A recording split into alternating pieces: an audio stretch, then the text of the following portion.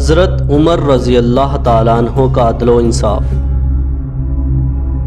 حضرت عمر رضی اللہ تعالیٰ عنہ کے عدل کی یہ حالت تھی کہ جب آپ رضی اللہ تعالیٰ عنہ کا انتقال ہوا تو آپ کی سلطنت کے دور دراز علاقے کا ایک چرواہا بھاگتا ہوا آیا اور چیخ کر بولا، لوگو، حضرت عمر رضی اللہ تعالیٰ عنہ کا انتقال ہو گیا ہے۔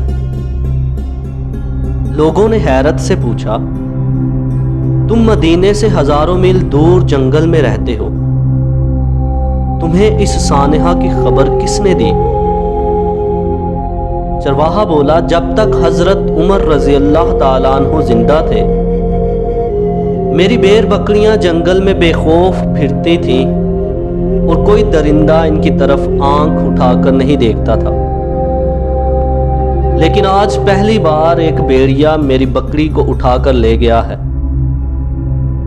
میں نے بیریے کی جرت سے جان لیا کہ آج حضرت عمر رضی اللہ تعالیٰ عنہ دنیا میں نہیں رہے۔